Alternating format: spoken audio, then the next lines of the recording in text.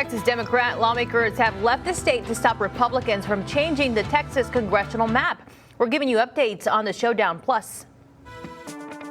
One stroke every 5 minutes. I'm Jada Jenkins on the West Side, learning how a device could help stroke survivors recover here in Texas. Your Chris 6 News at 5 starts right now.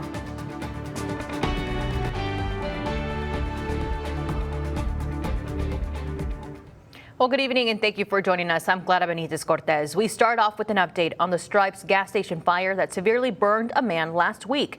According to fire officials, the man who was visiting from San Antonio has died from his injuries. A spokesperson for the Corpus Christi Fire Department tells us 47-year-old Santos Liguez passed away early Sunday morning at a San Antonio burn unit. The fire happened Tuesday afternoon at a Stripes gas station on Airline and SPID. An investigation by the fire department has determined the fire was set intentionally.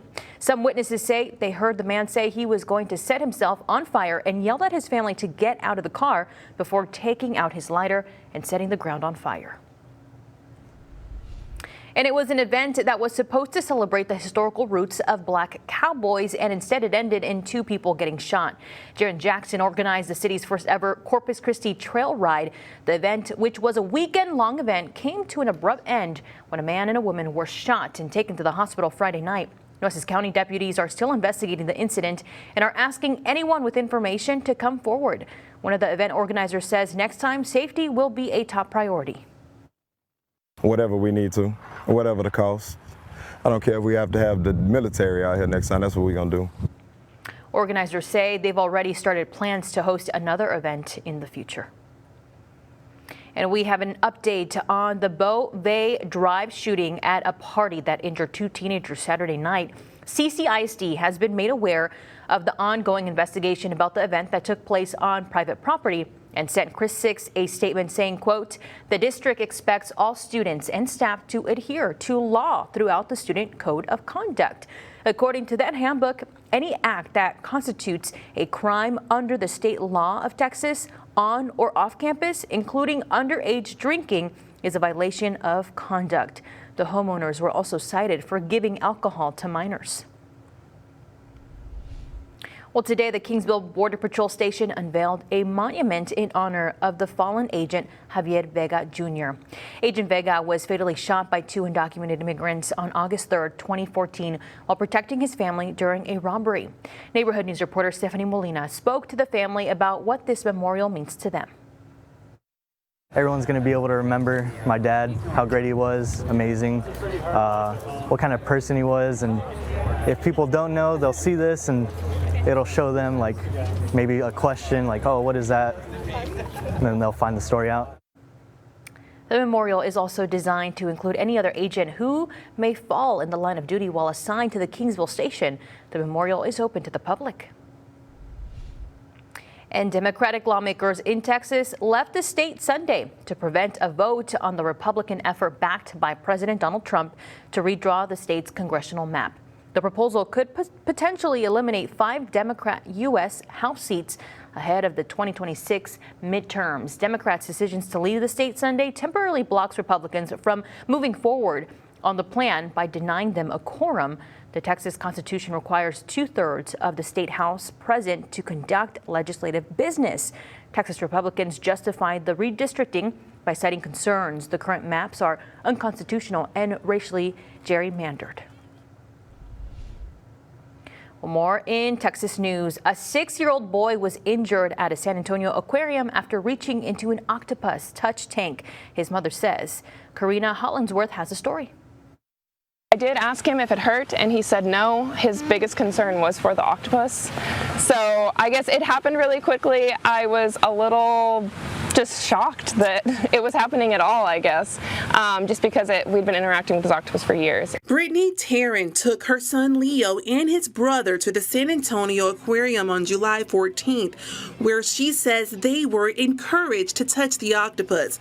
But the mother says this time was different from their previous encounters. Leo put his arm in the tank and the octopus wrapped his tentacles around him and wouldn't let go. Tarrant screamed for help. The mother says no employees were nearby. When the first employee wasn't able to remove the tentacle from him, he called for backup, and they brought ice packs to kind of distract the octopus. And then when they were finally able to do that, it was about 5 minutes from the timestamps in my pictures. Leo stood around and watched to see if his octopus was okay. The octopus left suction bruises on Leo's arm, but the 6-year-old says the only pain he feels is for the octopus. We have now learned that this octopus is in senescence, so it's probably not going to be around for very much longer. So we did go say goodbye to it to make sure he had the chance for closure. But before that happens, we really do want, our biggest goal is to save this octopus and the animals in the aquarium. We went to the San Antonio Aquarium for comment and were told to email them a request for information. We did so and have not heard back. We also reached out to the director of ectotherms at the San Antonio Zoo to learn more about octopus behavior. Craig Pelkey says octopuses are normally gentle. Are octopus typically aggressive? I would say not. Based on my experience with octopus and what I saw, I couldn't help but think that the octopus was possibly just overstimulated. We looked into the aquarium's latest inspection report from the U.S. Department of Agriculture. The aquarium was found to be in compliance. As Inner Harbor Desalination faces a 30-day pause, Chris 6 News digs into conflicting communication from the state agency responsible for issuing the project's permit. 6 Investigates learned an employee for the Texas Commission on Environmental Quality, also known as TCEQ, emailed a former Corpus Christi resident between March and July, telling them an Inner Harbor discharge permit was, quote, not authorized, end quote. However, when we reached out to TCEQ, they said the permit was final. Corpus Christi Water's Drew Molly confirmed that the permit was valid after getting written confirmation from the director of TCEQ's Office of Water. But confusion around the issue has caused some council members to further question the city's management of the project.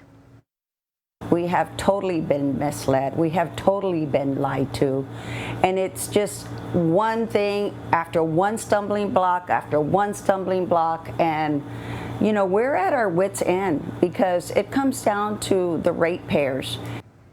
If the project is canceled, residential customers inside city limits are estimated to face an $8 monthly rate increase for the next 10 years. That's compared to an $11 monthly increase if the project is completed. As we endure sweltering temperatures here, we saw a bit of relief today, but is that going to look and take us into the week? Meteorologist Stephanie Laubert joins us now. Steph, we had some rain. That we did. Even a severe thunderstorm warning across the coastal bend for a little while. Came in around 2:45 this afternoon. These thunderstorms that we saw today, they may not have been a big deal for everyone across the coastal bend, but they came from a long way. Have the wide view for yourself. These storms originated up in the DFW area about 12 hours ago. Check out that loop. There it goes. A line of red moving across eastern parts of Texas. And boom, right on into the coastal bend they came. Lots of wind with this. Ominous looking skies, and even one more severe thunderstorm warning south of the coastal bend heading to the valley. So we're about done. The nice little cool down from the wind ahead of that was very nice. It also made for some pretty, as I like to call them, SLC, scary looking clouds. A shelf cloud shared to us from one of our coastal bend weather watchers. I was talking with meteorologist Diamond Dixon. We are going to have a hard time picking a weather watcher of the week this week, but stay tuned. By the way, if you don't know what this is, I'll explain coming up in your full weather forecast in just a few minutes. We'll be right back. You're watching Chris 6, part of the Scripps News Group. Every year, thousands of Texans survive strokes, but the road to recovery can often be long, lonely, and uncertain. I'm Jada Jenkins on the West Side talking with Joanne Gaddis. She opened up to me about the moment everything changed and the fight to get her life back. On April 25th, Joanne Gaddis's life changed forever. I said, no, this doesn't feel right. So I got up and drove myself to the hospital. That's when she learned she had a stroke. Since then, she's had to relearn everyday tasks she once took for granted with her left hand. Bathing, dressing, and not being able to put my makeup on. That's the worst part. What was it like for you the day you realized you were having a stroke? I I never thought I would have one ever. But she doesn't let it define her. I don't let myself get depressed.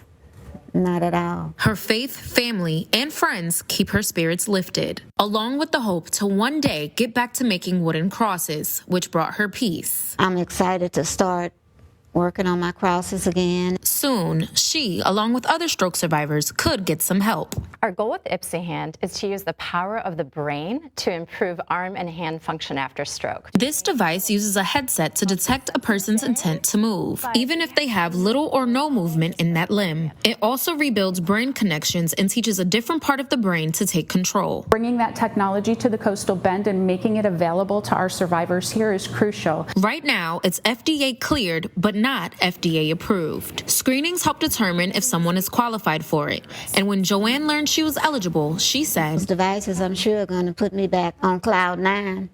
I asked her what she's most looking forward to if it works. Going to the casinos. For survivors like Joanne, these tools could mean another chance to get back to the little joys of life.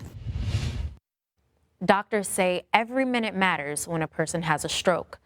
So we've posted information on our website at christv.com with recovery resources, local screenings, and who to contact for support. On the West Side, I'm your neighborhood news reporter, Jada Jenkins, Chris 6 News.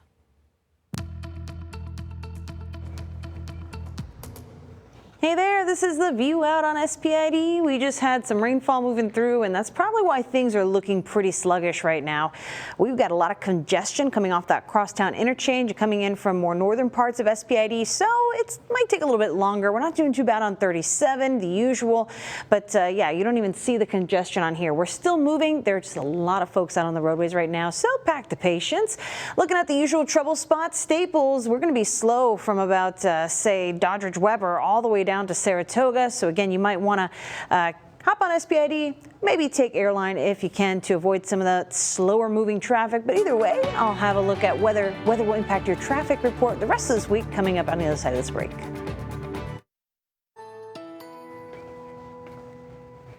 All right, here's a beautiful view for you from our CCA seat camera. This one lives out at Snoopy's, and we are looking pretty good out there. We've got a couple of different shades of blues, pinks, even a little bit of that golden hour. And if you look at the top left corner of your screen, there's even some blue sky above those clouds. So it sets the mood for this evening. Not too bad for a Monday, right? Let's get into how the past 10 hours have evolved, because there's actually a little bit of a good shape here to this chart. We heated up really very quickly today, as we have the past couple of days, but as we were hanging out near 100 degrees, those showers and the outflow, that wind out ahead of them, cooled us down just a little bit. So not feeling too bad with mostly cloudy skies. Temperatures knocked down about 5 or so degrees. Makes a big difference because the sun is just roasting us out there these past couple of days. We have really felt the heat. Ask our inland neighbors. Still seeing triple digits on the board here for Freer. Hebronville sitting at 101. And as we move closer to the coast, hey, that rain helped us out with the feels like temperature, because 84 in Port A, feeling like 90. That's something we've been seeing during the morning time frame. So overall, some things to celebrate. Mother Nature's AC, as I like to call it. But as we head on into the rest of our week, we're going to be looking at that returning heat. Now, Tuesday, we may get lucky with some finely timed showers. Might help us with the same deal, knock that temperature down a little bit and the feels like temperature. So that could keep us from seeing heat advisories tomorrow, depending on how that rain evolves. I'm going to show you what Future Tracker thinks this might look like for tomorrow, but just be prepared for another hot and humid day. Hopefully we can get those showers to trigger during the early afternoon and knock down our heat risk, because at this point, looks like a good chunk of the coastal bend will still be looking at a 2 out of 4 moderate heat risk as we go on into the next couple of days. Wednesday going to be very hot for our coastal neighborhoods as opposed to what we've seen today and what we'll see tomorrow. So Wednesday is going to be hot, especially along the coast too. But there's something else to talk about tonight. Hot topics in the tropics. We finally have our next named storm. It is Dexter, and it's way out here, a fish storm as we like to call it, because it's not going to impact land, but there are some shipping channels through here that are going to have to navigate around this storm. The track takes it way out to the middle of nowhere in the Atlantic. a very weak tropical storm, but another name off the list. There are some other areas the National Hurricane Center is keeping an eye on. They are also way out, so there's another area of interest off the eastern seaboard. Low chances of development, but we're starting to see those long-range waves coming off the coast of Africa that may want to develop. This area of interest is actually not too bad because this could curve away from land out into the open Atlantic too. So something we'll keep an eye on. But for us here locally, let's talk about rainfall because we could really use some. This isn't the kind of rain that's going to help with the drought, but it definitely helps with the heat. So through tonight, not looking too bad, but by mid to late morning tomorrow, say between 9 and 11, there could be some showers bubbling up in our northeastern neighborhoods. And then as the sea breeze starts to kick in, when the rest of us heat up, say around noon and beyond, look at that, a couple of isolated showers pushing through. That could really help, again, like I said, to keep that heat risk in check. So it's something we'll be monitoring. But after tomorrow, we really aren't going to have good rain chances over the next couple of days. It's really a Tuesday situation. Then we're going back to hot and humid. I'll show you what that 7-day forecast looks like in just a couple of minutes. You're watching Chris 6, part of the Scripps News Group. Well, cheers to a new school year. West Oso ISD staff kicked off their back-to-school convocation with a bang. Check it out.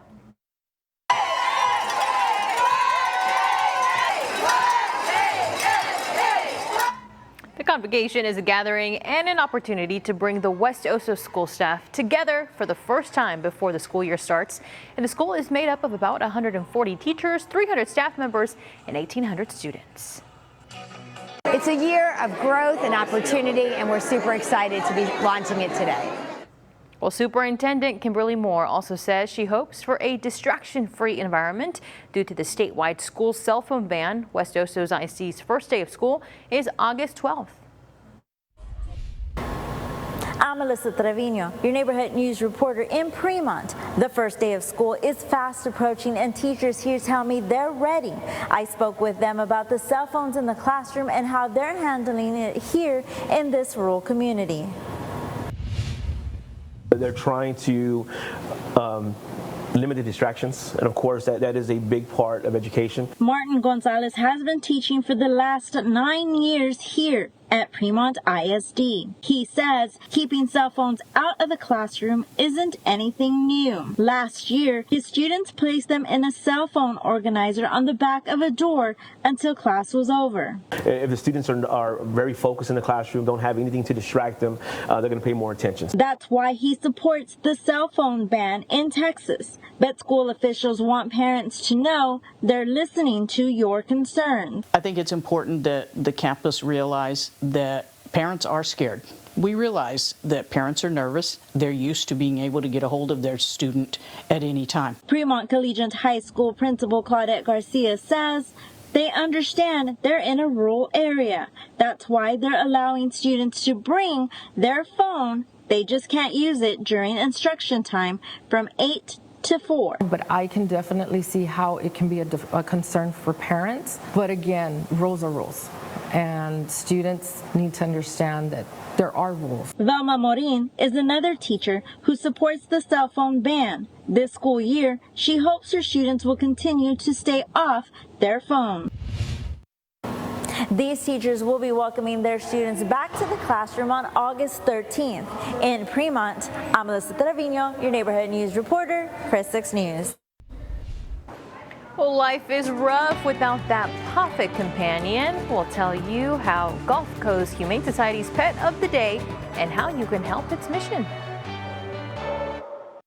You're watching Chris 6, part of the Scripps News Group. Well, Chris 6 News has teamed up with the Gulf Coast Humane Society for our Clear the Shelters initiative. Each day this week, we'll show you some pets that you can bring home. And first up is Moana. Moana is a 5-year-old female Doberman mix who is sweet girl and is full of love, and she just loves to cuddle and be by your side all the time. And she's been with the Gulf Coast Humane Society since late July of last year. And we cannot wait for her to find her forever home. Look at how cute she is. Sweet baby. Sweet baby. I already have a fur baby at home, and I know you have several. Oh, I have lots. Very much so. You know, they're all getting used to the move. They're like, what is this place? But they're happy. You know, we also have to be careful if you do have some pets at home already. Yes. it's hot. We got to make sure that they're staying hydrated and cool. So let's take a look at how the week is going to shape up for our neighbors in Rockport and Kingsville, because yes, we may not be done with the rain exactly yet, but we are going to be dealing with the heat. Tomorrow's probably our last opportunity to really see anything, and so we're back to the usual programming. And fun fact, tomorrow kicks off the hottest stretch of the year on average in Corpus Christi. It's the hottest 7 days of the year. Wow. Starting tomorrow, we are going to feel 100% of that, highs near 100 degrees. Oh my goodness. Well, stay hydrated, everybody. Thank you so much for joining us. We will see you here at 6 o'clock as well. Bye.